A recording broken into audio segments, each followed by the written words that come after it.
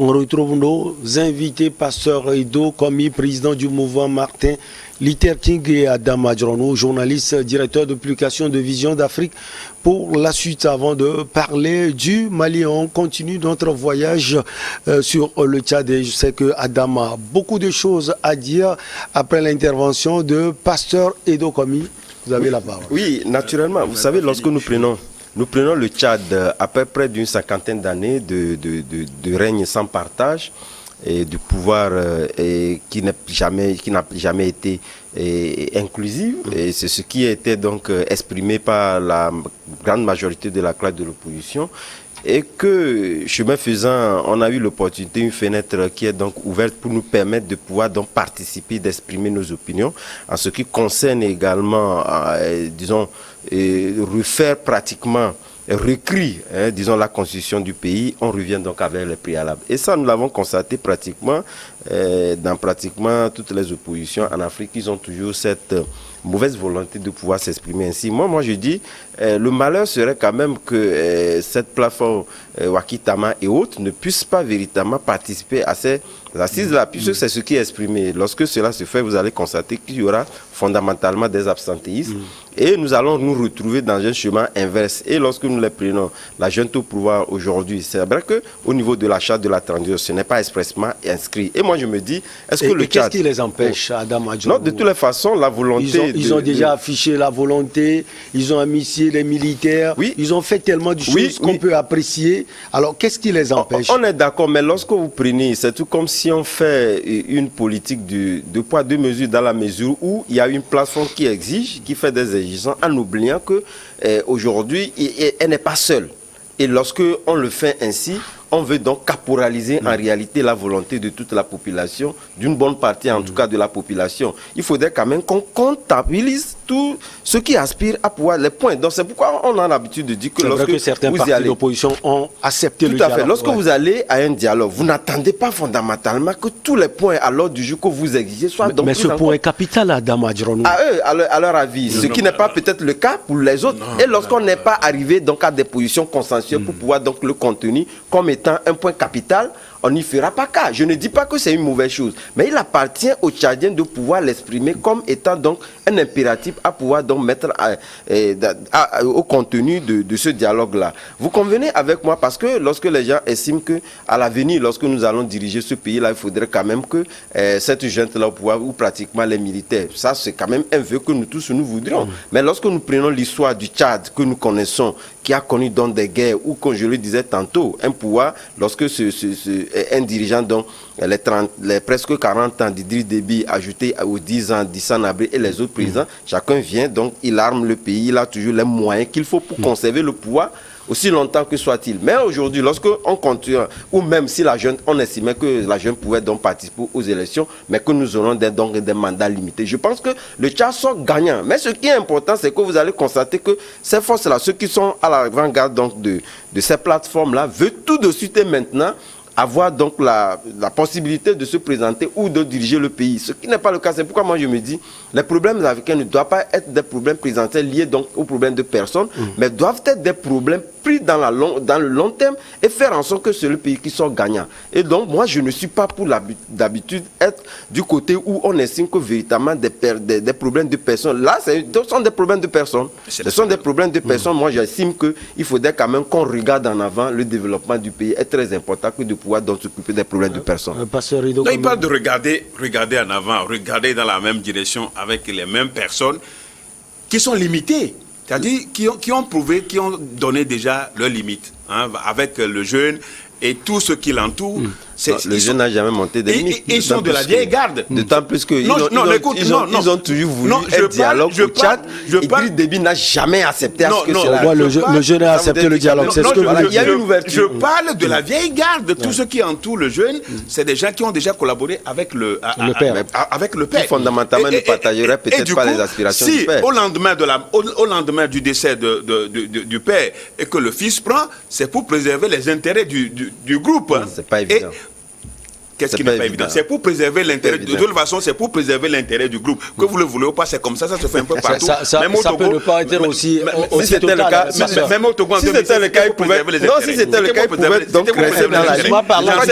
J'en sais beaucoup de choses. Parlant du Togo, on ne retrouve plus les gens qui travaillent avec le père aujourd'hui. Du coup, je ne veux pas rentrer dans ce débat. Non, j'ai seulement dit une phrase. Et du coup, aujourd'hui. La phrase peut avoir des tentacules. Vous parlez de la bonne volonté. La bonne volonté doit être parachevée en disant, oui, nous n'allons pas, au terme de la transition, nous n'allons pas participer à ces élections. Ça ne veut pas dire que les ministères sont exclus de jeu parce qu'ils sont dans l'armée. Eux, ils sont dans l'armée, ils sont dans les casernes en tant que l'armée et que le pouvoir civil, certainement, va compter sur ceux qui sont l'armée pour pouvoir avancer. Ça ne veut pas dire qu'on ne les met pas en touche. Ces militaires, on ne les met pas en touche. Bon, donc, c'est ce qu'on veut de la junte. Écrit tout simplement que nous n'allons pas, la junte, tous les acteurs de la transition ne participeront pas. Si la bonne volonté dont vous parlez est effective, ben ça c'est très simple. C'est une seule phrase qu'il faut écrire. Ben si on ne le fait pas et que vous dites que ça crée des suspicions. Oui, ça crée des suspicions. Et que vous parlez d'une partie non, je crois que la logique et le bon sens pour tous les Tchadiens. Ça ne concerne pas une partie de l'opposition. En fait, c'est la logique et le bon sens pour les Tchadiens. Pour dire que nous aurons quand même, la junte peut présenter, la junte, c'est un groupe qui peut partir, un candidat qui n'aurait pas quand même mené les activités de la transition. Et ça, on le sait comment ça se fait. Mais veulent coûte que coûte rester au pouvoir après les transitions. Vous pensez toujours à la famille, à la famille Déby. Certainement, ça doit être une affaire de personne. Je ne veux pas pourquoi il ne veut pas dire. C'est une affaire de personne parce que c'est la famille qui régente. Cette famille-là régente le pays pendant des années. Et je ne suis pas en train de comprendre pourquoi vous ne voulez pas qu'on parle de personnes. C'est les mêmes personnes qui régent. Non, vous savez, lorsqu'on regardez les problèmes de personnes en aval, nous ne sortirons jamais. Non, on va en sortir. C'est très important. Lorsque vous prenez par exemple ce qu'on n'a pas pu obtenir en aval, on peut l'obtenir en amont. Il y a un dialogue qui va se tenir entre les Tchadiens, l'opinion tchadienne, entre elles. Ça voudrait dire quelque part que pourquoi ce point-là ne peut pas être discuté au niveau du dialogue, pour que tous les acteurs puissent convenir que voilà, c'est un point qui doit être contenu. Pourquoi on en fait donc un préalable au niveau de l'agent de le mettre? Or, cette charte-là, c'est pas cette charte-là qui conduira aux élections. C'est ce qui sortira au niveau de ce dialogue. Vous pensez que lors du dialogue, on peut tout dire? On peut tout dire au niveau du dialogue et le mettre comme étant donc un impératif à pouvoir donc aller donc à ces élections-là. Donc moi j'estime que c'est du dilatoire qui se joue au niveau de cette plateforme-là. Il faut quand même qu'on évolue, qu'on aille de l'avant et que donc le fait. Ils sont seulement aguerris, ils sont seulement aguerris pour ne pas rentrer dans le jeu de la junte au pouvoir. On va quitter donc N'Djamena pour Bamako. Dans un communiqué paru le 1er janvier, la CEDEAO notifie l'organisation d'un sommet extraordinaire sur le Mali le 9 janvier à Accra au Ghana. L'annonce intervient après que les autorités maliennes ont proposé une prolongation de la période de la transition de 5 ans. Adam Adjranou, on va d'abord parler de cette durée, 5 ans d'abord, et ensuite parler de ce sommet à venir à Accra, dans la capitale ghanéenne. Non, d'abord cette durée fixée par, disons, cette junte, parce que tout est lié. Nous parlons encore d'une seconde junte. D'ailleurs, même la première main de la junte, c'est le Mali. Donc, je pense que c'est véritablement de la comédie. C'est de la comédie dans l'histoire de la nation, des nations africaines. Nous n'avons jamais vu une transition qui prend autant de temps. Et bien, ça ne m'a pas surpris. Et lorsque vous prenez un peu les actes et les usages de cette junte-là, depuis qu'elle a pris, depuis le deuxième coup d'État, et d'ailleurs même le deuxième coup d'État même, matérialiser pratiquement cette volonté de pouvoir donc se maintenir aux affaires de diriger le pays pendant un bon moment. Parce que cette charte-là dont on parlait aujourd'hui, et tout se recoupe, comme je le disais tantôt, et la junte au pouvoir, si tel est qui veut être donc au pouvoir pendant 10 ans, peut quand même dire que voilà, à l'issue des 10 ans, on n'ira plus aux élections, mais quelqu'un a la volonté de pouvoir ouvrir quelque chose, vous allez donc vous rencontrer, définir les clauses d'organisation d'une élection acceptable par tous. On dit que Mali, voilà, a déjà eu le dialogue. Quand même il y a eu du dialogue au Mali. Pour ne pas aller. Et vous voyez quelque part, ça vous a dit quelque chose, c'est cette classe d'opposition même qui permet à ce que les choses puissent donc se prolonger éternellement. Parce que quelque part, c'est un peu ça. Si nous lisons très bien, c'est elle. Parce que, je l'ai dit tantôt, ce dialogue-là n'empêchait pas de toutes les façons que les plateformes puissent accepter. Donc c'était une parenthèse. Donc c'est pour dire que au niveau donc de Guetta et ses amis, c'est de la comédie qui se joue pour narguer pratiquement la CEDEAO et exprimer cette volonté. Non seulement la CEDEAO, mais également certains Maliens, parce que j'ai eu entendu des déclarations. Bon nombre de Maliens.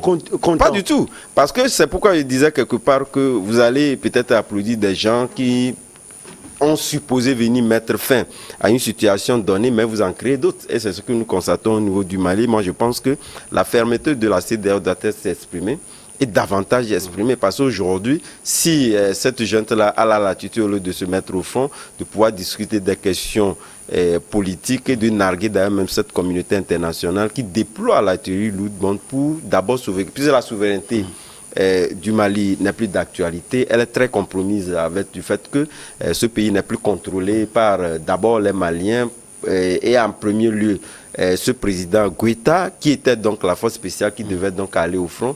Il n'est plus le cas, donc je pense que cette fermeté, commençant par la CEDEAO, doit s'exprimer et faire en sorte que cette junte-là puisse libérer le français le plus vite possible pour que le pays retrouve la forme en ce qui concerne les institutions de la République, sans quoi je pense que le pays ira donc vers l'hécatombe.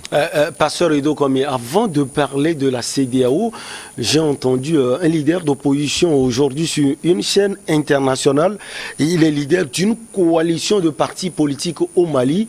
Apparemment, les Maliens même ne sont pas du tout contents des 5 ans fixés par la junte militaire. Avant toute chose, qui sème le vent moissonne la tempête. Donc, ce qui arrive aujourd'hui à la CEDEAO aussi, les autorités maliennes semblent narguer la CEDEAO parce qu'elle a voulu. On a toujours crié son incompétence et puis... Avant de narguer la CEDEAO, la junte nargue même les Maliens. J'en viens. Parce que 5 ans c'est trop. Non, j'en viens parce que on a toujours parlé de la CEDEAO, de prendre les choses en amont, de prendre des dispositions en amont pour pouvoir éviter les crises. Elle n'a jamais voulu. Elle l'a jamais fait. Donc elle fait toujours médecin après la mort. Aujourd'hui, les pays comme le Mali veulent assumer leur destin et permettre au Mali d'être réellement indépendant. Je voudrais tous les acteurs politiques que j'ai écoutés sur les médias internationaux font aussi leur jeu.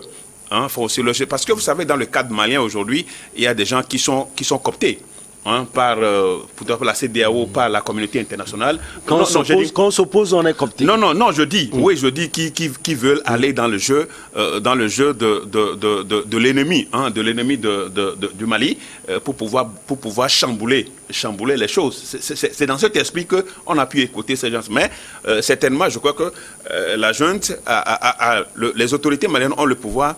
Moi, ce qu'on leur demande, c'est de l'exercer. Et tous ceux qui font ces petits bruits-là... Même si c'est 10 ans. Non, tous ceux qui font ces bruits-là, qui veulent jouer un peu à la carte de... Ils ne vous ont pas déçu, vos amis, Pasteur Edo Komi. Moi, je ne suis pas déçu, donc de 6 à 5 ans. C'est de 6 mois à 5 ans. De 6 mois à 5 ans. Le plafond, c'est 5 ans. C'est une fourchette, c'est une indication. C'est une indication. Le plafond, c'est 5 ans. Ils vont faire 5 ans, Pasteur. De 6 mois à 5 ans. Ça, c'est ça le plafond, c'est la fourchette. Je dis que il y a toujours eu... De par le passé, il y a eu des élections au Mali. On a connu beaucoup d'élections au Mali, jusqu'à Ibeka. Mais regardez l'état du Mali. Regardez comment le Mali est occupé aujourd'hui par les djihadistes. Et donc, ceux qui sont arrivés veulent en finir pour une fois de bon. Et ce n'est pas... les gens pensent qu'en organisant les élections tout court dans la hâte, on pourra régler le problème malien. Non, c'est déjà par le passé, ça n'a pas marché. Et donc, il faut une autre stratégie. Il faut donner la chance à ce que Guetta et ses amis sont en train de faire pour pouvoir finaliser le processus et permettre à un régime civil d'être mis en place. Donc, les 5 ans qui se sont donnés, je crois que c'est de bonnes guerres pour asseoir l'État malien. On a besoin d'asseoir l'État malien avec l'appui des partenaires qui ne sont pas trop roublardistes, des partenaires qui seront sincères avec eux pour pouvoir faire asseoir l'État malien et permettre à la démocratie. Sinon, on risque vous risquez encore. Mais quand vous parlez de Assimi Goïta d'aller au front, lui, il est colonel, ça ne veut pas dire que l'armée malienne n'est pas au front. Il y a l'armée malienne, il est colonel. Le colonel, souvent, ce n'est pas les colonels qui sont souvent sur non, le... on ne dit pas forcément au président. Non, je dis, l'armée, il est le commandant. Ce que je dis, il est le commandant. Anti-djihadiste, c'est ce que je dis. Oui, et je dis, il est le commandant, mais naturellement, il y a les soldats de troupes. Non, au niveau de l'ossature, les soldats nous ne disons pas non, mais nous disons il est le premier responsable de la force spéciale. Est-ce que je peux avancer? Est-ce que je peux avancer? Donc, du coup, aujourd'hui, la junte a une vision, hein, les autorités maliennes ont une vision, elles veulent faire asseoir un État malien, un État vraiment sécurisé pour permettre à la démocratie parce que la démocratie ne peut pas s'instaurer dans cet État où le contrôle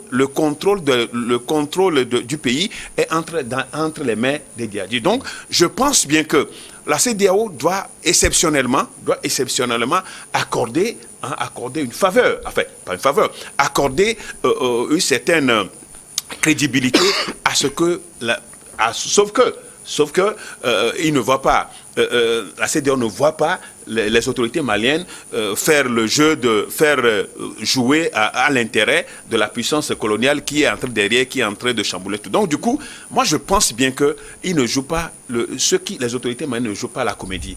Elles sont sérieuses, elles veulent faire quelque chose de sérieux et donner Est-ce qu'on peut parler de sérieux, pasteur, quand même dans la maison, il y a des gens qui critiquent. Oui, les gens pas un seul parti d'opposition. C'est une coalition de partis.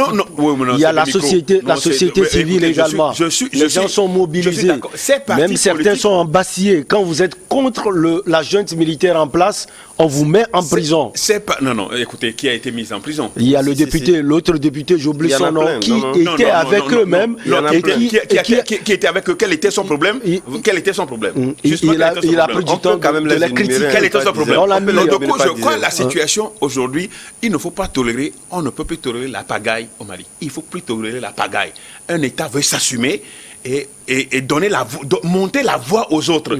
On veut monter la voix aux autres parce que tout ça, quand vous voyez tout ça, cet acharnement, ce refus de la CEDEAO de voir les Maliens régler leurs problèmes parce qu'elle avait déjà échoué, quand vous voyez tout ça, je le dis toujours, derrière, il y a une volonté, il y a une volonté qui veut être imposée. Et c'est ça, c'est ce que les Maliens, il faut laisser ces acteurs politiques s'agiter, faire leur truc. Je crois qu'ils vont rentrer, il faut rentrer dans les rangs. Hein. Ils n'ont qu'à rentrer dans les rangs. La CEDEAO va faire sortir ses griffes le 9 janvier à Accra, au Ghana. D'abord, avant de répondre à cette question-là, je tombe des nuits en écoutant le pasteur Edo Komi, qui a toujours fait l'apologie de la bonne gouvernance, l'apologie de l'état de droit, etc. Bref, d'une justice sociale garantie dans un pays. Tout à l'heure, vous l'avez écouté en parlant donc du Tchad, où on estime que voilà, nous avons une classe politique qui devait donc aller à un dialogue et redéfinir pratiquement les variables qui puissent donc conduire à des élections acceptables par tous. Au même moment, vous voyez un peu ces opinions liées donc au Mali. Et là, je pense que lorsque vous êtes un leader d'opinion et que nous voyons un peu, lisons un peu l'histoire africaine, vous constaterez nulle part. Moi, vous savez, l'Afrique est l'un des continents où nous avons connu beaucoup de coups d'État. Mais jusqu'alors, vous allez constater, lorsque vous les lisez, moi j'ai lu beaucoup de livres politiques liés donc à des coups d'État, vous allez constater qu'aujourd'hui, les aspects que met en place Assimi Goïta sont en train d'aller vers un État totalitaire. Non. Et là, lorsque vous prenez, après le deuxième coup d'État, 6 mois, vous allez constater qu'il y a 3 dialogues. Et ces dialogues-là, de toutes les façons, lorsque vous les écorchez, vous constaterez que de toutes les façons, cela advient donc au même. C'est que, préalablement, ces gens-là savaient pertinemment que c'est ce qui devait donc sortir de ce dialogue. Voilà pourquoi ils l'ont organisé. Et beaucoup étaient de ceux qui disaient que le Mali n'avait plus besoin d'un dialogue, 3 dialogues à 6 mois. Pourquoi faire ? Et qu'est-ce qui en a sorti? Quels sont les résultats? On n'en a pas eu. Donc, quelque part, si les Maliens ne savent pas faire, et s'ils sont en train d'écouter des gens comme le pasteur de Komi, je pense que le pays est en train de glisser lentement, mais sûrement, vers un État totalitaire. Puis on nous dit, vous prenez d'abord l'argent du contribuable qui a servi donc d'acheter des armes. Vous venez vous caporaliser un pouvoir légalement constitué et que vous maintenez, on vous dit voilà, organiser des élections. C'est vrai qu'il peut y en avoir des situations qu'on peut plus ou moins comprendre liées donc à des aspects donnés, voilà, etc. Mais quand même, profiter de cet état-là, dit quand même que nous allons passer un mandat. Puis vous avez un mandat, un mandat gratos, plus ce qu'ils ont fait. Moi, je pense quand même que il est en train de voilà, il faudrait quand même qu'on soit sérieux. Nous ne sommes pas quand même en train de badiner. Je pense que la CEDEAO, il a perdu la face sur des théâtres comme le Mali, la Guinée, etc. Compte tenu du fait que nous avons critiqué par le passé, étant donné que d'abord vous critiquez une situation, puisque je l'ai dit, apprenant donc le cas guinéen, vous avez critiqué, envoyé des émissaires aller convaincre le président et le président Alpha Condé. Et au même moment, vous envoyez encore des observateurs. Ça fait une politique de 2 poids 2 mesures. Là, il a failli. Mais au même moment, je pense que c'est au même moment sur ce théâtre-là que la CEDEAO doit se rattraper. Je pense qu'il n'entend pas quand même se laisser faire au niveau du Mali. Et je pense que les Maliens ont déjà commencé par montrer leurs griffes liées donc à ces propositions d'Assimi Goïta et les siens qui n'ont rien à voir avec l'opinion malienne. C'est leur propre opinion. Ils veulent donc instaurer un État totalitaire qui ne doit pas passer en Afrique. Se rattraper comme la Gambie, ça c'est l'option militaire ou bien les sanctions économiques, Adam, avant de retrouver Pasteur Ido. De toutes les façons, moi je pense que les deux aspects doivent être mis sur la table. D'ailleurs, le Mali, donc, pour faire intervenir la force militaire, c'est même facile. Ils sont déjà sur place. Ils sont déjà sur place. Sauf que l'option économique aujourd'hui est en train de frapper de plein fouet la population qui est véritablement donc innocente. C'est là où nous disons que... mais quand même, c'est la résultante d'une gouvernance aussi liée. Puisque si les gens souffrent, c'est le gouvernement que lui-même, Assimi Goïta, a essayé donc d'instaurer, qui prend le coup. De toutes les façons, vous avez quand même à rendre compte à une population que vous avez fait souffrir. Et ils n'ont pas choisi. La CEDEAO ne va pas donc se limiter au fait que voilà, ils sont d'abord cajolés diplomatiquement, puisque Assimi Goïta, il est dans ce cas, il ne sort pas, et son ministre, son premier ministre également, fait son jeu, et diamétralement opposé, d'ailleurs même avec ces mouvances-là qui l'ont porté. Moi, je pense que la CEDEAO doit se rattraper sur ces deux théâtres-là, notamment la Guinée, qui plus ou moins aujourd'hui montre une facette un peu plus positive. Mais au niveau du Mali, il faudrait quand même que cette fermeté soit beaucoup plus exprimée.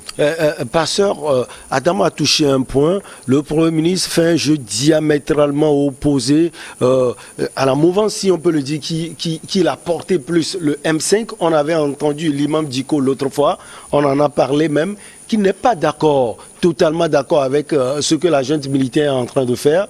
Il y a aussi des voix qui sortent et qui ne sont pas forcément d'accord, surtout avec les 5 ans. C'est un mandat, comme Adam l'a dit tout à l'heure. Tout le monde ne peut pas applaudir ce que les autorités maliennes sont en train de faire. Je suis d'accord qu'en démocratie, on ne peut pas aller dans une même direction. Il faut des voix dissonantes. Et je crois d'ailleurs, c'est ça qui fait ces diversités d'opinions qui font la démocratie. Et je suis parfaitement d'accord. Mais ce que je dis, il faut profondément analyser la situation malienne. La situation malienne n'est pas une situation, même la situation gambienne était mieux par rapport à ce qui se joue. L'intérêt qui se joue aujourd'hui au Mali, ce n'est pas à faire CEDEAO à Assimi Goïta. Ce n'est pas à faire CEDEAO à Assimi Goïta. C'est à faire... Non, c'est à faire... Où sont les résultats? Non, c'est à faire la communauté internationale à Assimi Goïta, qui veulent vraiment... Vous pensez que la communauté internationale est derrière la CEDEAO? Naturellement, vous avez vu ce qui divise aujourd'hui, c'est cette affaire de la Russie, de l'intervention militaire russe au Mali. C'est tout. Ils sont là, pasteur. C'est tout. Ils sont là. Pourquoi ne pas être là? Non, pas en tout cas pas de subsidiarité. Non, laisse-moi, je peux avancer. Laisse-moi que j'avance. Et donc, du coup, la situation au Mali ne doit pas être vue de manière légère. Les explications que mon collègue donne, je crois fondamentalement dans un état normal. Parce qu'aujourd'hui, la situation, c'est qu'il y a eu beaucoup de problèmes et la situation aujourd'hui est anormale. Il faut normaliser. Ils sont venus normaliser une situation qui est anormale. Et du coup... Elle est normalisée en quoi? Quels sont les résultats? Non, les résultats... La situation serait quand même normalisée. On me dira que voilà, on en a plus... La situation est en train d'être normalisée. Parce qu'aujourd'hui, faites juste des jeux de mots. Non, parce qu'aujourd'hui, les résultats qui sont perceptibles ne sont pas des résultats émanant des forces des armées maliennes. Alors, prenons par exemple la situation. Nous venons d'ici peu faire encore cette personne. La situation devait être normalisée si la communauté internationale qui était là a pu faire son boulot. Non, mais non. Vous savez, lorsque les Maliens, quelqu'un qui vient vous porter l'aide. Non, vous venez le Mali se situe où? Vous venez porter l'aide, non? Vous portez l'aide. Et donc, quelqu'un qui vous aide doit quand même tout prendre. Vous devez être à l'avant-garde. Ça ne veut pas dire que l'armée malienne n'est pas au front. L'armée malienne est au front et qui est aidée par les gens qui sont puissants, qui se disent puissants. Non, ils sont venus vous aider. Non, quand vous venez aider, c'est parce que... Une aide reste une aide. Non, une aide est plus forte celui qu'on aide. Une aide, c'est parce que vous venez, vous avez la puissance, que vous venez aider. Et on n'a rien vu. Donc il ne faut pas aujourd'hui reprocher aux autorités maliennes de n'avoir pas de résultats. Les gens se mordent les doigts parce que elles savent que c'est la communauté internationale qui a déjà échoué au Mali. Elle a échoué au Mali et donc ce n'est pas une transition de 6 mois, de 2 mois qui va... Accra, qu'est-ce qui va se passer à Accra? Non, là, il parlait tout à l'heure d'une intervention militaire de la CEDEAO. Je crois que ce serait une erreur grave.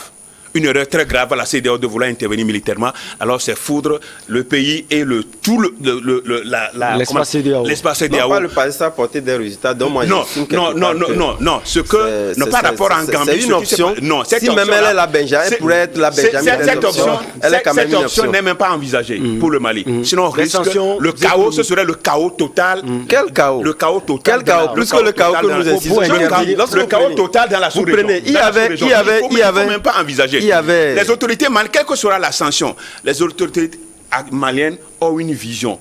Moi, elles seront étouffées à un moment donné. Je les soutiens jusqu'au aller au bout. Pourquoi je les soutiens? Parce que s'il n'y avait pas ce pays-là derrière, en train de chambouler le jeu, on allait parler entre nous. Je veux qu'on parle entre nous en tant qu'Africains. Ce n'est pas ça. Non, si vous estimez que c'est entre les Africains nous parlons, vous vous trompez. Vous vous trompez de l'enjeu de l'enjeu du Mali. Non, vous vous trompez de l'enjeu du Mali. Vous savez, parce que la France ne peut pas continuer pas demander aux autorités maliennes d'organiser le Paris demande quoi? Quel est Paris demande quoi? Je pense que Michel, le passeur a souvent un problème, je pense qu'avec la France. Et lorsque nous posons ça, il l'a jamais caché. Je ne vais jamais cacher ça. Ce sont ces mêmes Africains qui ont toujours tendance à dire que voilà, il y a des puissances étrangères là qui s'immiscent dans nos affaires. On l'a vu avec la Libye, on l'a vu avec d'autres théâtres également, où l'Afrique s'est exprimée à vouloir donc être à l'avant-garde des situations d'instabilité ou de stabilité dans les pays. Et je pense que lorsque ce problème se pose là, nous parlons entre la CEDEAO, je parlais tout à l'heure c'est parce que la CEDEAO le fait de manière partielle.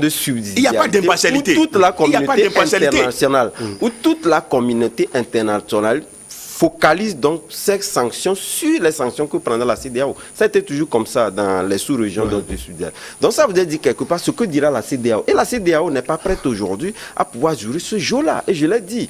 Lorsque nous regardons un peu dans le retrouvé toute l'histoire de nos pays africains, on n'a jamais connu une transition qui arrive. Et tous ceux qui l'ont fait, vous allez constater qu'ils sont toujours arrivés à des pouvoirs totalitaires. Et je pense que toute l'histoire aujourd'hui est là pour les démontrer. Le Ghana avec Jerry Rawlings. Le Ghana, partout ailleurs. Je ne vais pas citer le pays. Vous pouvez quand même compter plus d'une trentaine de pays où nous avons constaté que les mêmes situations ont conduit à des pouvoirs totalitaires comme ils sont en train de le faire. Et aujourd'hui, la CEDEAO est pratiquement devenue, avec ces trois coups d'État, je vais parler donc du coup d'État d'abord du Burkina Faso qui a été donc échoué, de la Guinée, du Mali, etc., est devenue une zone de turbulence institutionnelle. Il faudrait quand même qu'on arrive à le corriger. Et c'est la CEDEAO qui favorise. Par le passé des succès indéniables qui étaient devenus donc le modèle en matière des sous-régions que nous connaissons en Afrique. Il faudrait quand même qu'il puisse donc réinstaurer elle qui est complice ce modèle-là en faisant en sorte des dictatures. Et c'est pourquoi je dis, c'est là Benjamin, parlons donc de l'intervention militaire. Ça peut être dans la Benjamin des options, mais elle n'est pas toujours exclue. À partir du moment où vous avez des gens qui ont une tête à cette communauté internationale et d'ailleurs même veut ressusciter des aspects que nous n'aimerions plus avoir dans nos sous-régions. Il faudrait parce que vous voulez créer une autre guerre. Donc, lorsque nous posons dans ces problèmes-là, il faudrait quand même qu'on se départisse pratiquement de cette communauté internationale et surtout à l'avant-garde. La France que nous citons la plupart du temps, nous pouvons quand même aussi poser nos feuilles de route et que la France aussi suive. On marque la pause pour le journal et on vous retrouve Adam Adjornou, journaliste, directeur de publication de Vision d'Afrique, et Pasteur Edo Komi, président du mouvement Martin Luther King.